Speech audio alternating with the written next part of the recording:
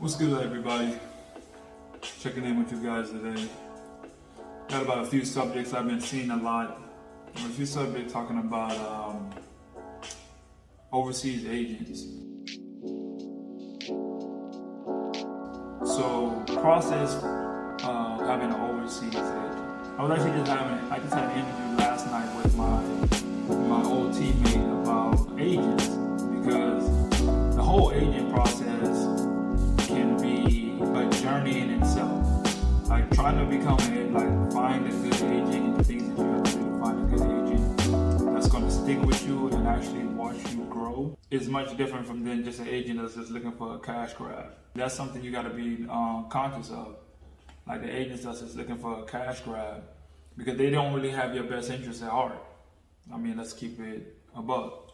They'll just tell you, first off, when you're looking for an agent, the first thing you need to do is find somebody that's worked with that agent. Just like how they're gonna find somebody that knows you, you need to find somebody that knows them. You need to make sure that someone else can vouch for them and say that, hey, this guy is a good guy, he's an agent, he can plug you in with something good. Like the very first agent that I ever had, didn't work out at all. So I was coming out of college, didn't know nothing about the process, didn't know nothing about how to get an agent. And I just had one of my teammates at the time, he knew an agent because he was in Indianapolis. So he knew the area, he knew exactly, he was around a lot of pro guys and around this type of system a lot. So he knew which ones, how to get an agent, how agents work for players after they get out of school. I knew nothing about that. I knew nothing about having an agent and having them work for you. So he plugged me in with this guy, plugged me in with the agent. Get done with college. I'm done with my last game. He came after me. He was like, yeah, I'm gonna get you these workouts for the D League. That's when it was the D League. It's the G League now. I'm gonna get you these workouts for D League. We're gonna set you up. Got me a job. I have to give him credit. Got me a job. But he did not secure the job. So the difference between getting the job and securing the job. He said, yeah, we got that. That's nothing. Don't worry about that job. We're gonna put that in our back pocket. I'm gonna try to get you in these leagues and stuff. I don't know. I don't know the situation because I'm a rook. Fresh out, don't know nothing about how agencies work. I thought the way he got the first job, I thought it's gonna come fast. I'm finna get it. I'm finna get a gig anytime, all the time. If he got me something that good, that fast, I must mean this must be easy. This overseas life thing must be easy. Wrong. No. Ended up losing the deal because if you wait too long and you don't have someone that's on the top of the team, if you get that first gig and it's decent enough, you better take it. Because especially if you're a rookie and your agent or someone finds you a job, and you probably want to take it. Because if you don't and you're not known, you got to think about how many. There's 333, something like that, 335 something college D1 teams. Then you got D2. Then you got D3. Then you got JUCO. Then you got everybody. You got to think about other countries. They have their players. It's not just only Americans go and they play in a certain country. No, everybody goes and plays. You got Argentinians, Venezuelans, you got Colombians. Everybody's getting in there and everybody's playing in these different countries as imports. So you're in a constant fight for a job. That's why having a good agent is the most important thing, someone that can plug you in. Now, okay, so back to the story. Gets the deal. We don't sign it. We never get a tryout with the D League. We never get the contract. Team just moves on because there's so many players. They're gonna find somebody else because they don't know you. They don't know you. They don't know what you try. You're a rookie. And then you're just gonna pass up on deals? Well, That didn't come back around. Now you're definitely starting off even lower. Had to get rid of that agent. Like, if you're starting my career off like that, what do you expect me to do? You dropping the ball. We had it. I know that now. I should have took that contract then. But that's why you're supposed to make sure. That's why finding someone who actually knows what they're doing and trying to steer you the right way, it's more than just a money thing. Like, oh, what my agent gonna get or what he gonna, because these agents gonna come on here, they're gonna spin you a story. They're gonna sell you a dream. Man, they're gonna sell you a dream. You see what I got him? I got him over here. He's making this. You're way better than him. So I'm gonna get you over here. Don't worry. You just do your thing this season, and I'm gonna get you here. You looking like, man, I know I'm better than him. I know I'm better than him.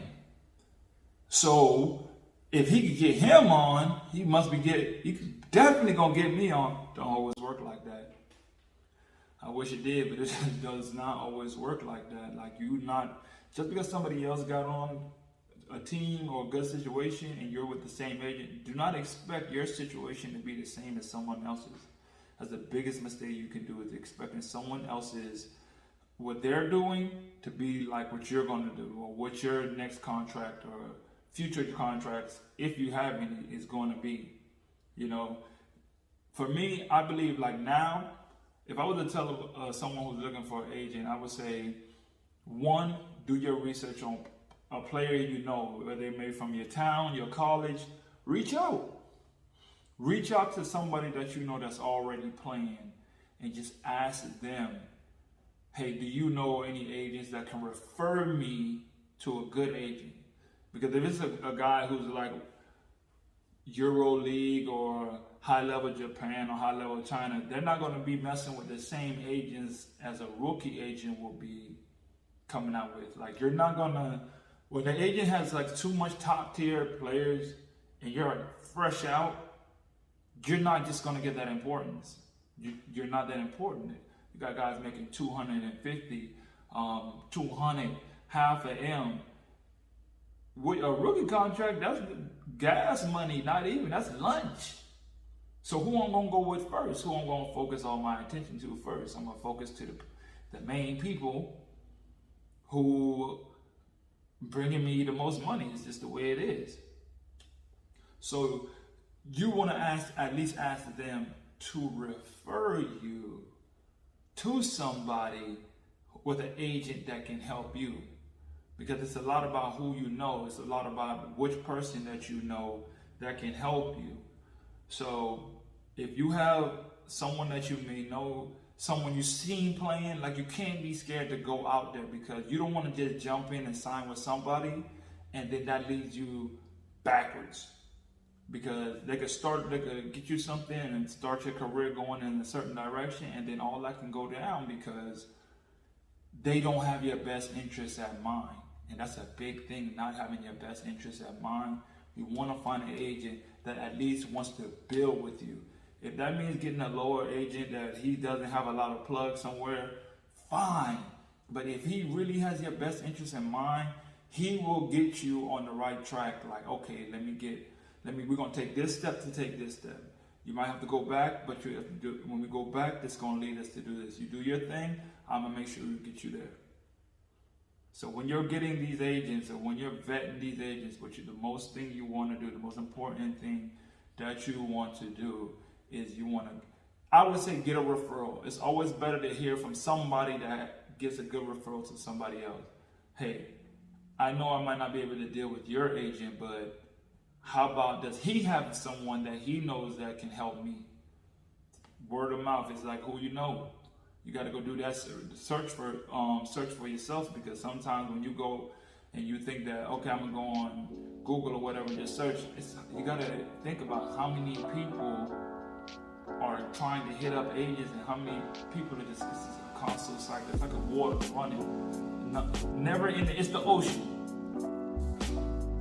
You got to figure out a way to maneuver around that and put yourself ahead of someone else. You got to be crafty. You got to think. You know, it's like the game. You got to think the game. You got to find different ways to reach out to people. You know, build connections. Start early. All right, man. That's pretty much what we got finish up this episode, just wanted to talk about that agent situation. Get a word of mouth. Find someone that knows someone.